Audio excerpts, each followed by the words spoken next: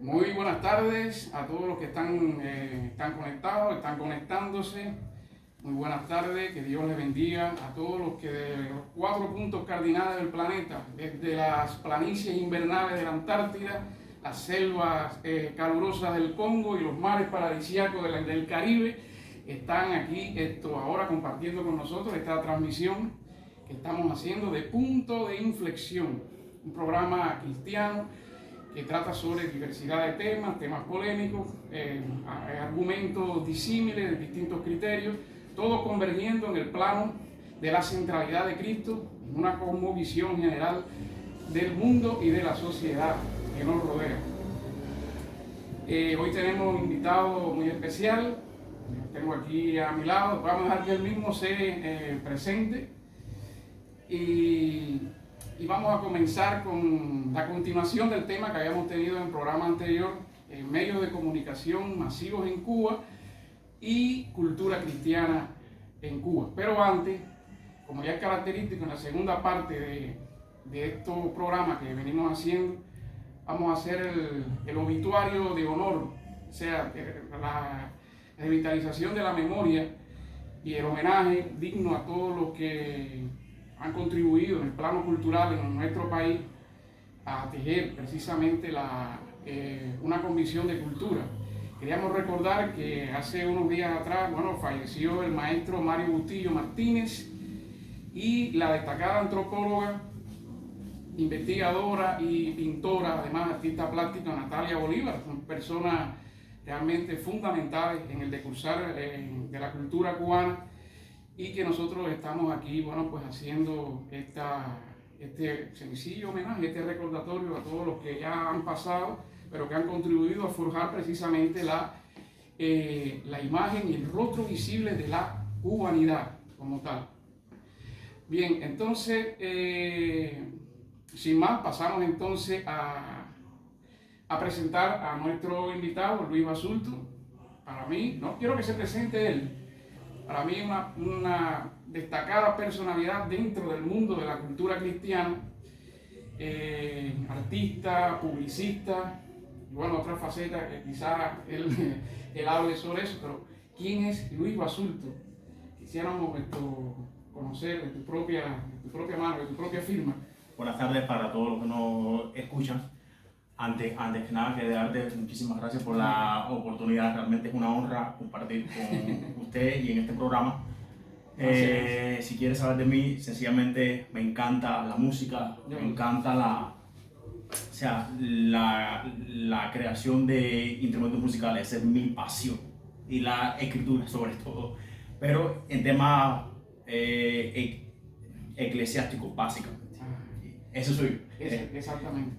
Y nada, de lo que salga en la conversación, y gracias por la honra. Si ustedes ven alguna flauta indígena de tipo Cherokee o Sioux, no se extrañen, están en las praderas de Kentucky, están aquí en Camagüey, y Luisito es el que incluso lo fabrica y sus instrumentos, los practica. Sí. Entonces, el primer tema que nosotros habíamos abordado ya anteriormente sobre cultura cubana y cultura cristiana y medios de comunicación en Cuba, habíamos establecido en el programa anterior, nuestro criterio. Vamos a conocer el criterio de Luisito. Habíamos hablado de que la cultura cristiana en Cuba forma parte de la base medular de la nación cubana, en el sentido en que la cultura cristiana, cultura hegemónica, cultura principal durante prácticamente 4 siglos en Cuba. Después vamos a pormenorizar quizás un poquito de manera escueta el porqué de esta afirmación. Fue la cultura que codificó el resto y la integración en una simbiosis pletórica todas las distintas manifestaciones culturales que advinieron a nuestro país, tanto en la etapa colonial tardía, luego en la República, y posteriormente después del año 59, que tiene manifestaciones y tiene perfiles bien específicos, bien singulares. ¿Tú crees, Luisito, que efectivamente los dos pulmones, nosotros lo hemos categorizado como los dos pulmones básicos de la espiritualidad cubana, o sea, el ramal católico y el ramal protestante. Son los dos pilares básicos de la cultura espiritual de Cuba, al mismo tiempo junto con todos los demás componentes étnicos, culturales que advinieron en el proceso de la formación de la nacionalidad cubana. Bueno, para serle explícito, justo hasta ayer no es que me había sumergido tanto en el tema, siempre había navegado sin mucha profundidad. Pero cuando estudié su último programa, realmente mi punto de vista cambió radicalmente. Y creo que la cultura cristiana, por parte del ámbito católico y por parte del ámbito protestante, más que columnas son unas columnas, o sea, innegable. Y quedé muy sorprendido cuando me di cuenta de que la cultura cristiana en el ámbito católico fue la que, o sea, a través de Félix Varela, fue la que movió los ejes como tal para la abolición de la esclavitud y para la creación de la persona jurídica de los esclavos. Realmente cuando lo vi o sea, desde el punto sociológico, que fue la cultura cristiana la que lo hizo, realmente quedé hermano impactado y dije, wow, ¿cómo va a ser? De eso estábamos hablando, ¿no? De que, bueno, muchas veces este análisis que forma parte de la visión, de la contextualidad, de la amplitud de visión de todo este problema, porque este no es un problema solo digamos, desde el punto de vista de la erudición histórica o sistemática, sino es un problema medular que nos atañe a todos nosotros en nuestras vidas particulares, en nuestros enfoques existenciales, espirituales, que es muy importante esto tener en cuenta. Y habíamos hablado de que lamentablemente el enfoque sociológico, y esto es un problema que cuando tú te abocas a la investigación de este asunto, encuentras lo que Cuba ha tenido en este sentido, y no solamente ahora después del año 59, sino de casi todo el periodo republicano, y no hablemos del siglo XIX, ha tenido muy poco asomo en este tipo de análisis. Casi siempre a la hora de que se habla contextualmente de interacciones, catolicismo, protestantismo, se hace desde el punto de vista de la polémica, desde el punto de vista de la doctrina, y este tipo de análisis no recoge, pensamos nosotros, suficientemente todo el componente general de la verdadera trama de este asunto.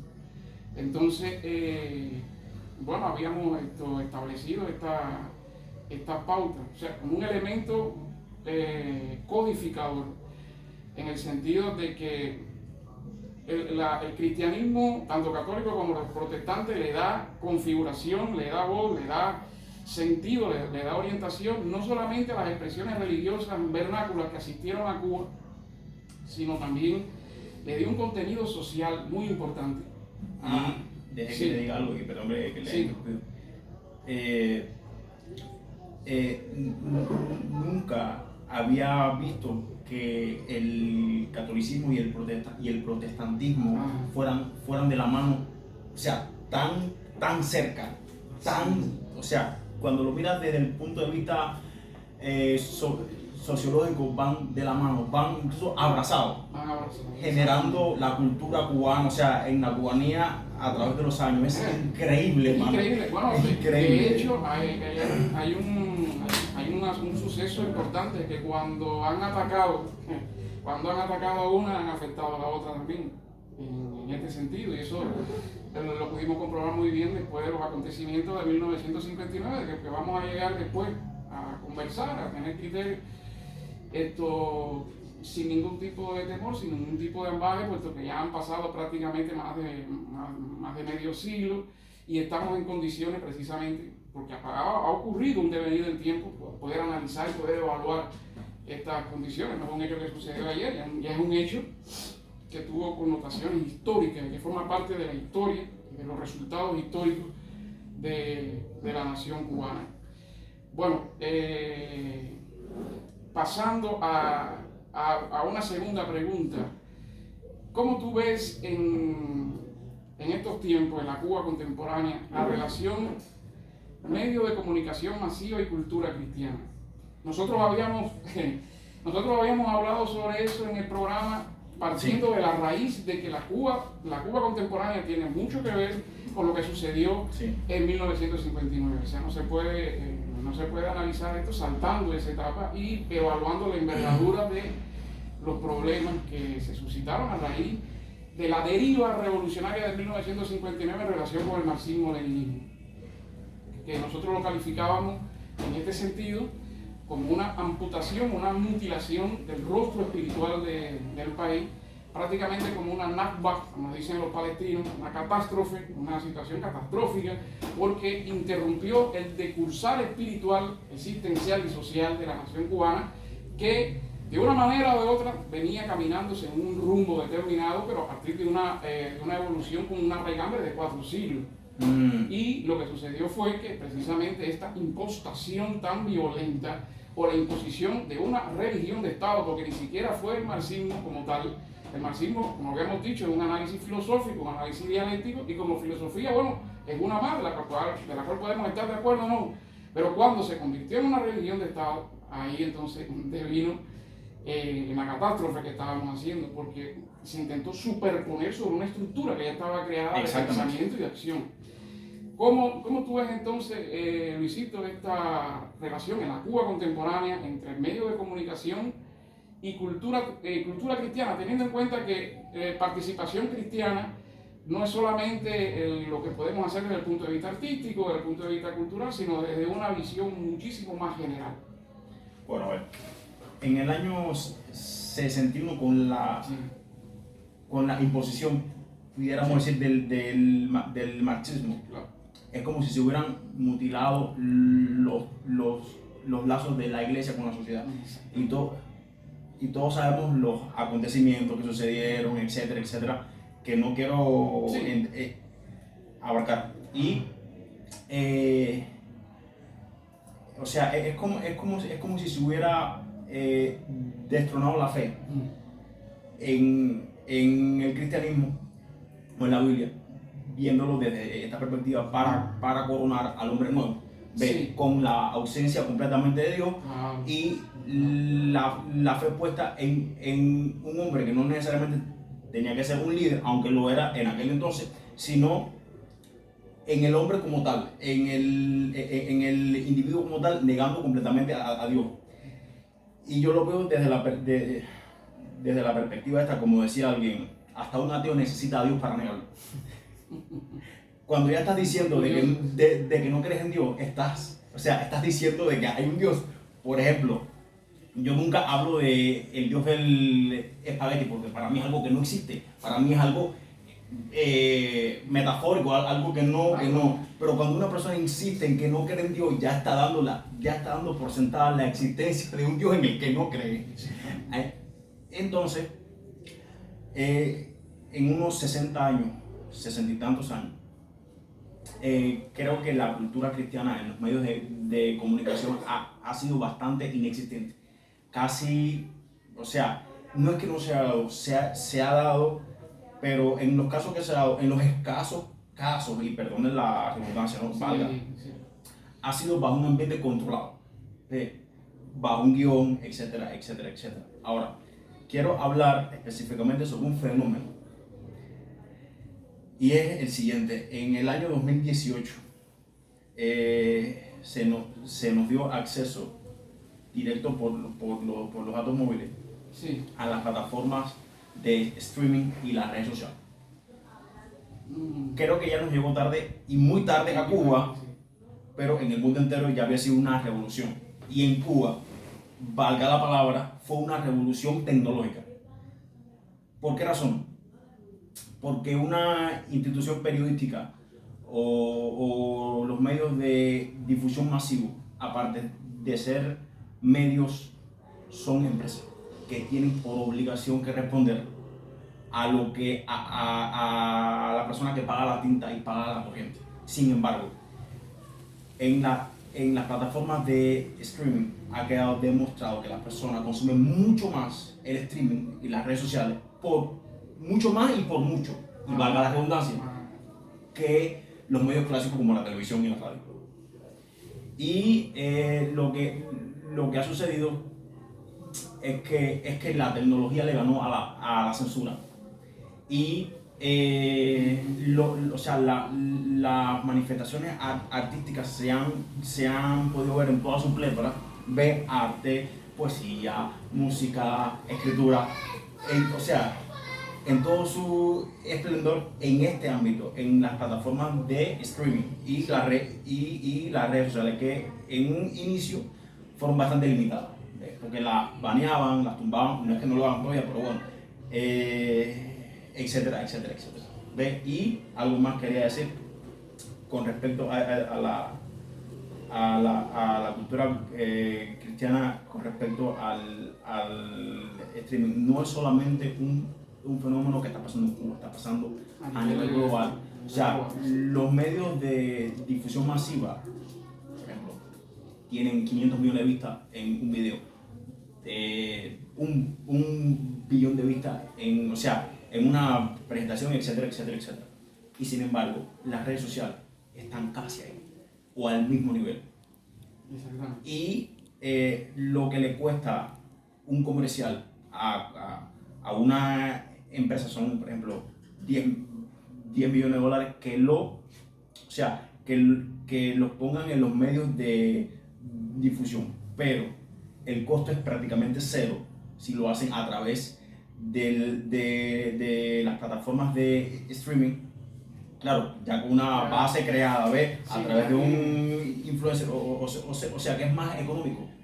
Y hay más gente conectada viendo lo que está sucediendo. No, realmente, el impacto de lo que tú decías, la revolución tecnológica de Internet, ha significado en Cuba realmente un batacazo tremendo.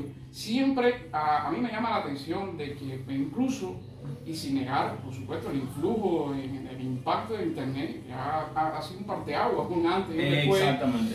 Realmente hay que señalar de que ya la explosión espiritual cristiana volvió otra vez, ya en los años 90, yo me acuerdo, que todavía no teníamos esa instalación digital en Cuba, ni mucho menos, no se pensaba. Sin embargo, hubo una explosión espiritual de una envergadura tremenda. O sea, ¿de dónde surgió eso?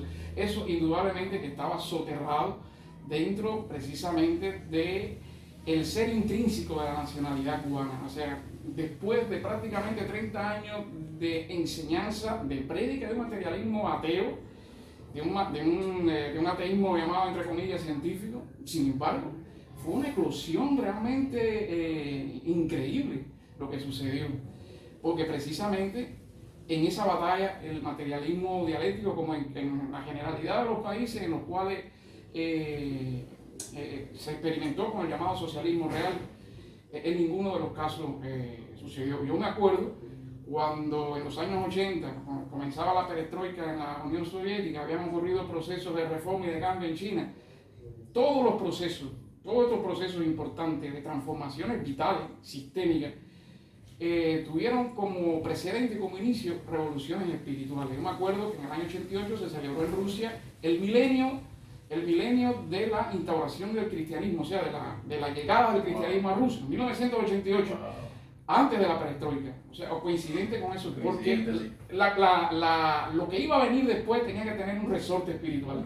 En el caso de China, las reformas chinas tuvieron un ingrediente muy importante precisamente en la asimilación o en la reivindicación del confucianismo, o sea, son sus raíces espirituales que van a ir acompañando también el proceso del desarrollo productivo, del desarrollo epistemológico de las reformas en China. O sea, vuelve otra vez, regresa otra vez a tus raíces trascendentales, espirituales, y en Cuba, tarde o temprano, de alguna forma, de alguna manera, porque no se puede tapar todo el tiempo una olla de presión, porque por algún punto va a salir el vapor. Y entonces, muy curioso, yo me acuerdo, era estudiante, años 80, no hace mucho, realmente. Me acuerdo que se hablaba mucho de la ética comunista, ¿no? La ética, y esto no es un secreto para nadie lo que estamos hablando aquí, pero son vivencias, cualquiera lo puede decir, nadie lo puede negar. Una ética con una altitud, con una envergadura, sobre todo en materia de fidelidad matrimonial, yo me acuerdo, Y entonces tú escuchabas los casos de todo lo contrario, porque es imposible mantener una postura ética, moral, basada en razonamientos de envergadura trascendental si no tienes al trascendental contigo. Exactamente. Y eso desde el punto de vista social significó realmente un ocaso tremendo de la propia ideología. Y quería comentar algo, o sea, esa ideología crece en Cuba. Yo pienso más porque no tenía competencia. O sea, por supuesto, en el año 61, o sea, no, el que la instaura o los que la instauran no dan margen al pensamiento crítico, que es muy esencial y muy recomendable. O sea, cuando por todos los medios de difusión hablan lo mismo, por los periódicos, por la radio, etcétera, o sea, la gente tiende a confiar y no, a ver, no todo el mundo, pero la mayoría sí. Y cuando las personas no tienen a dos criterios para comparar, o tres o cuatro criterios, o sea, el pensamiento crítico, y no es que en la sociedad no exista, sino es que el pensamiento crítico, desde el mejor punto de vista, por supuesto, fue perseguido. Exacto. Y en el ámbito no tanto político, sino en el ámbito de la libertad de pensamiento. Correcto. Porque hoy en día se habla mucho, y es una arista bastante amplia, ¿no?, de la libertad financiera. Oh, yo quiero ser libre financieramente. Pero jamás que se habla de la libertad de pensamiento. Y es muy peligroso, hermano. Mira, eso que tú has tocado ahora, porque todo este asunto tiene una anatomía, tiene una interioridad bastante peculiar en el decursar de la historia. Yo a veces, bueno, cuando converso con distintas personas, una de las cosas que notamos en Cuba es precisamente la ignorancia que hay sobre aspectos medulares de nuestra propia historia. Y esto es muy sintomático, porque hay que recordar que este proceso de imposición del ateísmo científico, de factura soviética, fue un proceso que se fue desarrollando de manera gradual, o sea, no fue de la noche a la mañana. En el propio seno del socialismo cubano, en aquella época, bueno, el Partido Socialista Popular, la tendencia de Aníbal Escalante, etc. Esto es otra historia, esta es otra realmente, pero que hay que conocer para saber el Partido Socialista Popular, porque había en Cuba un pensamiento socialista tradicional en nuestro país, que es un partido socialista que tenía también entre sus postulados una imbricación muy profunda con el pensamiento, digamos, revolucionario político, pero espiritualista de la nación cubana. Por eso habían confluencia, habían estos escritores, habían intelectuales cristianos que de alguna forma confluían también con este pensamiento socialista que toleraba ese tipo, o sea, que tenía dentro de su concepción también el abrazar todas estas tendencias que formaban el núcleo de la cubanidad de su tiempo. ¿Qué pasó con la desaparición de lo que se llamó el proceso de la microfacción, en la cual cae Aníbal Escalante? Hay un proceso aquí que comienza a madurar en el cual hay una lucha intestina y dentro del movimiento socialista cubano, estamos hablando de 1963, 1964, que hace que se imponga esta tendencia dominante en el cual la ideología dominante viene precisamente de la metrópoli de turno en esta situación, era la Unión Soviética. Esto es algo que no se puede negar y que incluso en el libro de Fray Beto de Fidel y la religión, aunque no se apunta de una manera tan clara como lo estamos expresando aquí, sí se reconocen errores garrafales que vinieron precisamente con la imputación hasta del propio pensamiento socialista del país. O sea, esto es un asunto y además que todavía tiene unas determinaciones puntuales dentro de la realidad existencial y espiritual de la nación cubana. O sea, ¿qué es lo que vemos actualmente en nuestro país? Y en los cubanos, bueno, no es una generalidad, pero sí como una tendencia sociológica, la vulgarización, la confrontación, y todo esto arranca también de una praxis que durante muchas décadas se estuvo cultivando en nuestro país, y hay una cosa que la palabra de Dios es clara, dice: lo que tú siembras, eso recogerás. Y es efectivamente lo que estamos experimentando. Y sí. Que le diga algo, yo yo pienso que las ideologías no se miden por sus intenciones, sino por sus resultados. Por supuesto. Y nada más hay que salir a la calle, nada más hay que ser cubano, literalmente, hay que ser cubano y tener los pies sobre la tierra para darse cuenta de los resultados de la ideología imperante. Y el tema de la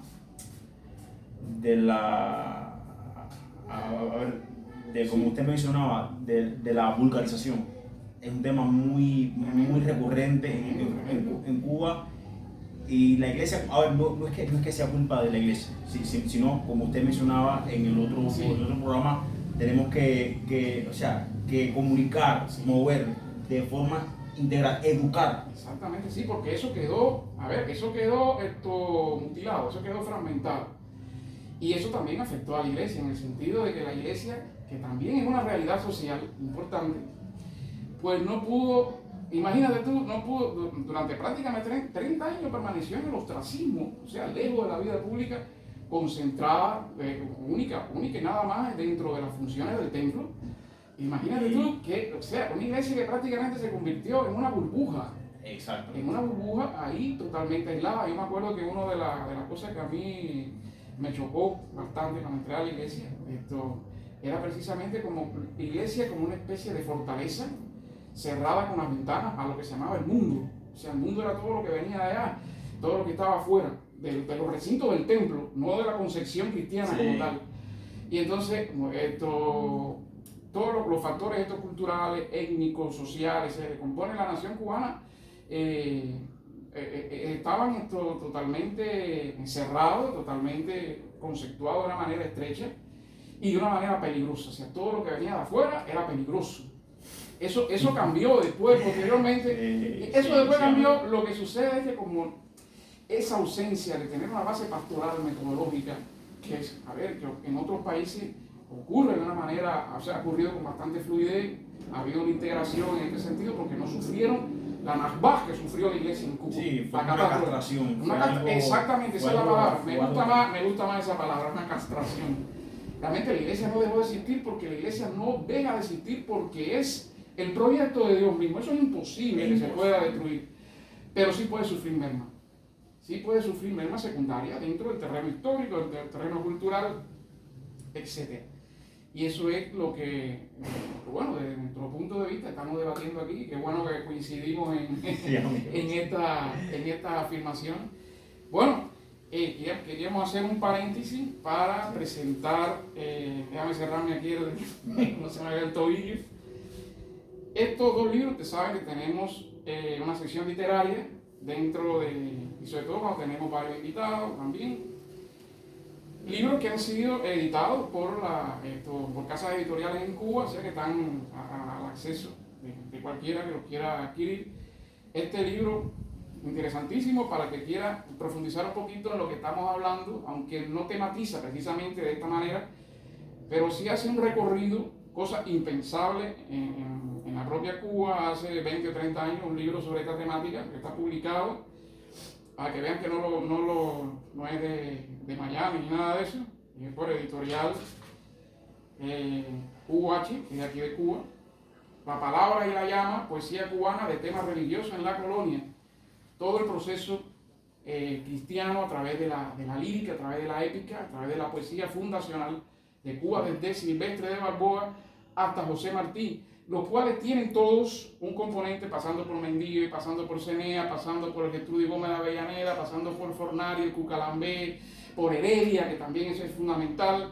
Todos han tenido, y el libro lo demuestra claramente, todos han tenido una praxis fundacional cristiana, netamente. Exacto. Incluso el pensamiento de Martín, que es la cumbre cimera en este sentido, de todos los esfuerzos, no solamente patrióticos, sino también espirituales, desde el punto de vista de conferirle un grado de rostro a la nacionalidad cubana.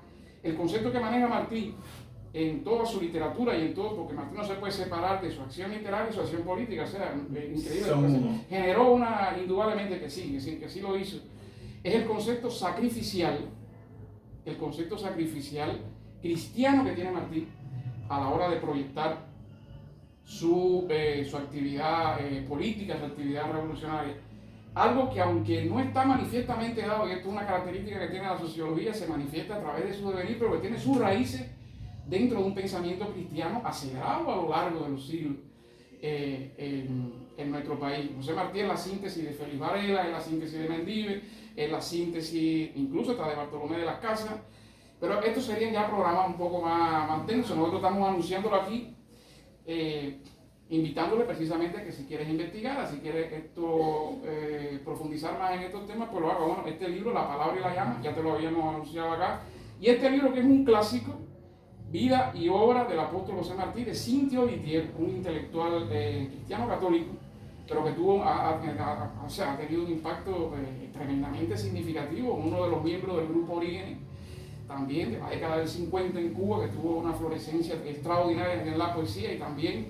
hasta cierto sentido, en la vida política de la etapa republicana en Cuba, y que continuó después en los años 60 con todos los accidentes y con todos los incidentes que conocemos. Cintio Vitier, una de las mejores obras desde mi punto de vista biográfica sobre Martí, porque recoge prácticamente y desde una praxis cristiana. O sea, wow. Este libro, cuando yo me lo leí, yo estaba en el servicio militar en 1989, no hace poco tampoco. O sea, no hace mucho, mejor dicho. Me quedé sorprendido porque el Martí que me habían enseñado acá era un Martí totalmente esquematizante, formalizante, y realmente no es así. Y quería aportar algo, o sea, en el ámbito cristiano como tal, evangélico, Sí. cuando se menciona o sea, el término apóstol, José Martí, quería hablar sobre eso. O sea, se estigmatiza de una forma mala, no, porque ¿cómo van a decir que eso?, etcétera, etcétera. Ahora, la palabra apóstol como tal Creo que sé lo que va. no viene del ámbito eclesiástico. En el tiempo de Jesús, la palabra apóstol no tenía que ver con el ámbito eclesiástico en su tiempo. Y él mismo es el que decide llamarle a sus discípulos apóstoles. Y uno se pregunta ¿por qué? El término apóstol era usado por el Imperio Romano cuando colonizaban un territorio. Ellos creaban unas escuelas como tal en los territorios colonizados. Sí. Y en esas escuelas estrictamente se le enseñaba a los colonos, no sé si es el término correcto, la cultura romana, y los encargados de enseñar la cultura eran los llamados apóstoles. Exactamente. Y Jesús mismo decide llamarle apóstoles a sus discípulos porque eran encargados de transmitir su cultura. Por eso yo creo que el término apóstol José Martí, y así me crucifiquen, me apedreen, está muy bien puesto. Está muy bien empleado. Está muy bien empleado. Mira qué interesante ese dato. Sí. Ya yo había leído efectivamente sobre eso. Como un proceso de inculturación también. Exactamente. Porque, a ver, de un término que no venía precisamente de la cantera del conocimiento o de la cultura judía. Sin embargo, Jesús lo emplea por la idoneidad que tiene. Ahora, sí, si lo emplea Jesús, porque también ahora, hablo desde el punto de vista sociológico. Si no vamos al punto de vista, es otra cosa. Pero bueno, desde el punto de vista sociológico está muy bien. Yo pienso lo mismo, efectivamente. Muy buen dato, muy buena aportación, y es muy buena la aclaración porque hasta tanto la cultura cristiana en Cuba, y de eso se trata del programa, no tengamos unos nexos generales que vinculen todos los procesos y los articulen en una sola concepción, pues estaremos divagando realmente, estaremos afectando no sociológicamente y de manera mayoritaria a nuestra nación, sino a individualidades, a personas aisladas, a quizás pequeños sectores, y yo creo, desde mi punto de vista, de que la visión de la fe cristiana en el terreno de la evangelización es general, o sea, ir al mundo y hacer discípulos. Es lo que pienso yo, ¿no? Puedo estar equivocado, no sé, o no, puede ser sí o puede ser no. Pero me parece que hay una función antropológica, macrohistórica, en el plano de la inserción del evangelio en la sociedad. Es que yo creo que el evangelio como tal es menos de encerrarse y más de expandirse.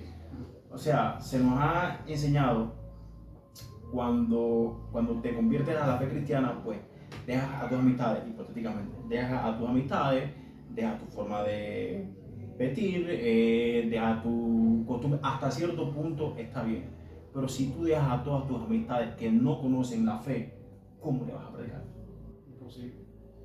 O sea, ¿cómo vas a ser un apóstol? O sea, ¿cómo vas a transmitir la cultura cristiana a tus semejantes si te aísla, si los desprecia? Literalmente, que eso nos ha enseñado. Si los desprecia, ¿cómo los vas a amar? O sea, ¿cómo les vas a transmitir lo que Dios está haciendo?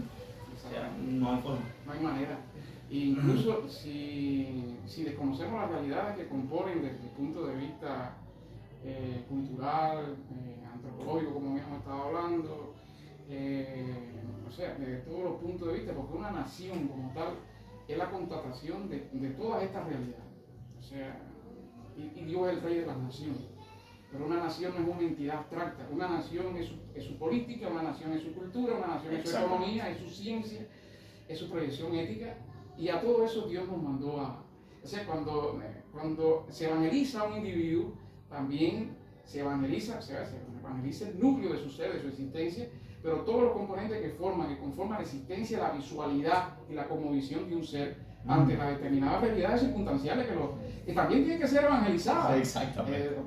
O sea, por eso es que nosotros insistimos tanto en esta cuestión. No estamos hablando desde un punto de vista, reitero, de erudición o de fantasía, doctrinal, ni mucho menos. Estamos hablando de cosas que son necesarias, tanto más en la coyuntura dramática que vive la nación cubana, que para nadie es un secreto también, que estamos viviendo un tiempo pues bien difícil, con unos retos por delante muy grandes.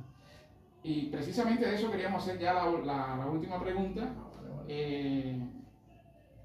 que ya propiamente nos sitúa en el contexto de este programa central, o sea, el punto de inflexión. ¿Cuál sería el punto de inflexión, Luisito, desde tu punto de vista, ¿no? Ya yo estuve hablando de eso en el último programa. ¿Qué recomendaciones, qué criterios, qué direcciones tú propondrías para, sea como cristiano, pero además también como un ente social de nuestro país, como un ente de la cultura de nuestro país?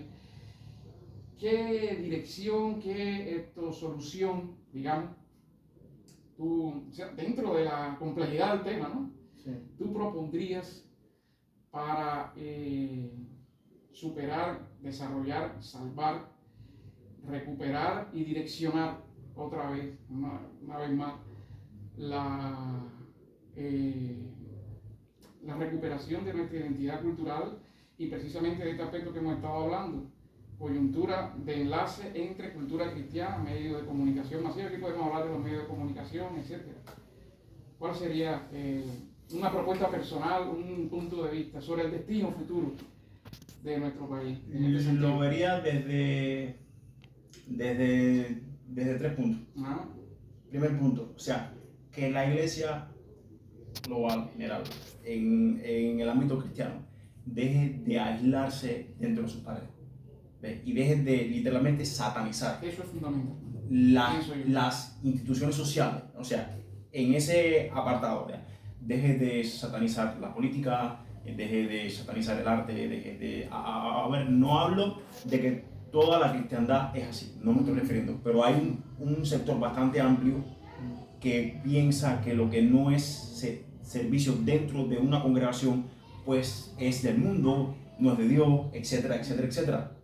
Y cuando uno mira a través de la Biblia, hay muchos empresarios, José, hay muchos políticos, David era un político, literalmente, netamente político, y la Biblia habla de que era un hombre conforme al corazón de Dios. O sea, que un hombre conforme... No está reñido. O sea, que un hombre conforme al corazón de Dios puede fungir en la política. No es forzarlo tampoco, pero no es castrar esa posibilidad. Si Dios te llamó a fungir en la política, hazlo. Si Dios te llamó a fungir en el arte, hazlo. Y no necesariamente que andes condenando a la gente por ahí, ese no es el punto, sino que tu andar y tu cultura se va a ir entremezclando con la sociedad. Y a través de las semanas, a través de los meses, a través de los años, a través de las décadas, si la iglesia fluye así, pues la cultura cristiana. O sea, cuando hablo de iglesia, hablo en sentido general. Bautista, católica, evangélica. Segundo,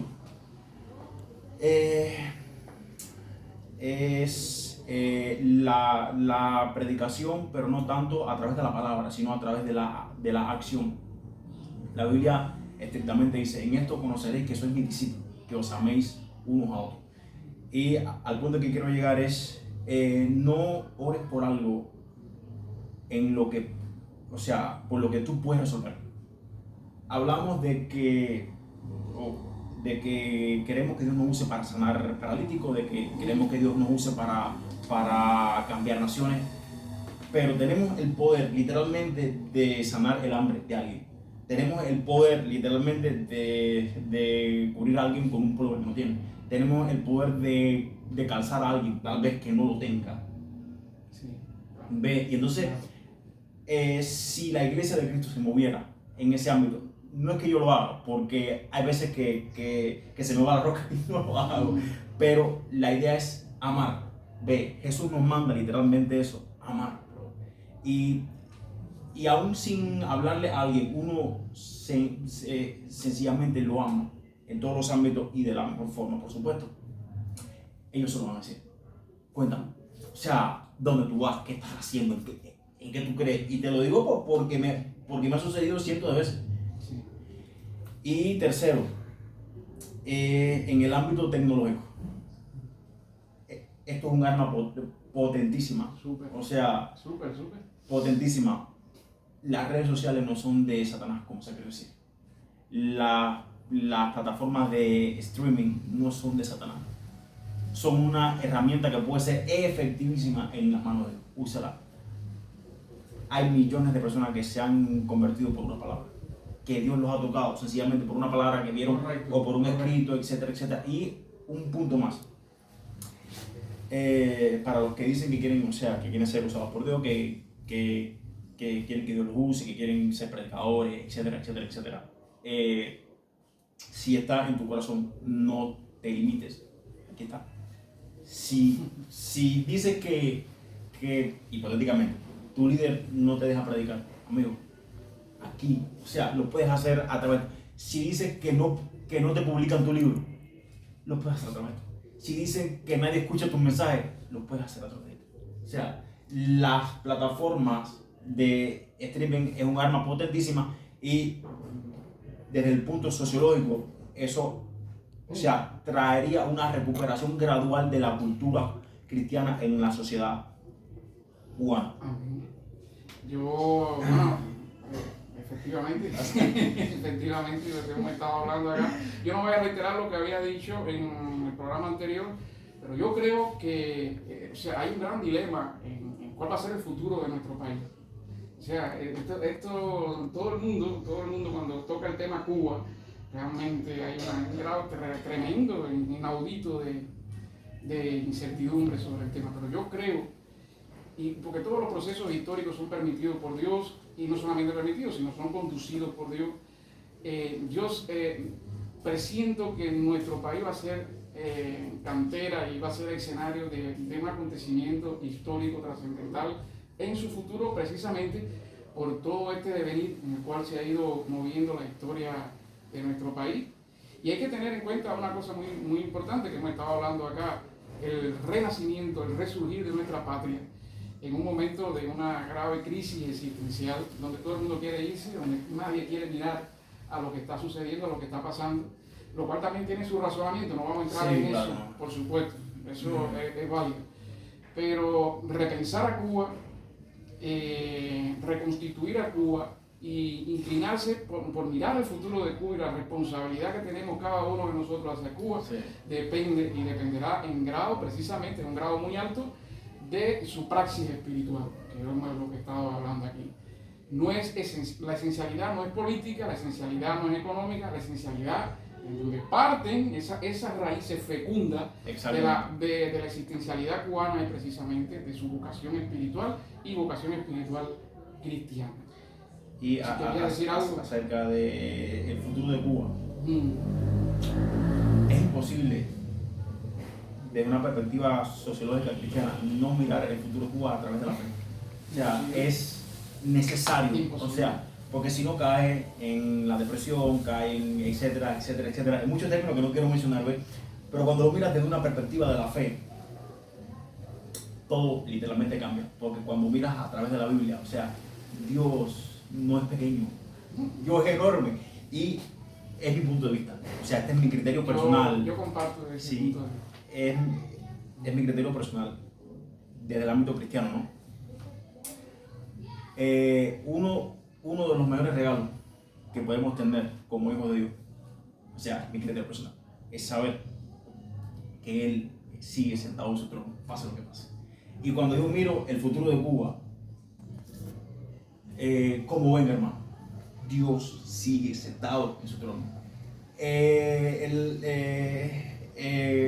Mientras los tipos de cambio suben o bajan, mientras los precios suben o bajan, mientras la sociedad tenga unos problemas complejos financieros, espirituales, etcétera, etcétera, Dios sigue sentado en su trono. Y eso me da esperanza. A mí me da esperanza, hermano. Por supuesto. Sí. Yo en ese sentido, bueno, quería acotar, magistral, gracias, lo que gracias. has dicho, pero yo quería acotar sí. que en este sentido, como mi propia perspectiva sobre este asunto, que es vital, que es fundamental, bueno, cambió con el tiempo. Yo vengo de una perspectiva de los años 90 en el cual se pensó que el cambio político era el esencial, era el principal. Posteriormente, a raíz de la conversión, de todo este proceso de acompañamiento de Dios, pues hemos venido a pensar en el mismo tema, pero a partir de una realidad fecundante, totalmente diferente, centrada precisamente en lo que tú estabas diciendo. Dios está en el trono, Dios está a cargo, Dios está en total desempeño y control, y va a suceder lo que Dios quiere que suceda, y se va a mover la historia según la dirección que plantee la propia voluntad de Dios. Y es muy importante eso. Y como decía alguien, no es sadismo, es fe. Exactamente. Es fe, amigo. Fundamental. Bueno, queríamos, como ya es costumbre en nuestros programas, para terminar, después vamos a hacer alguna acotación.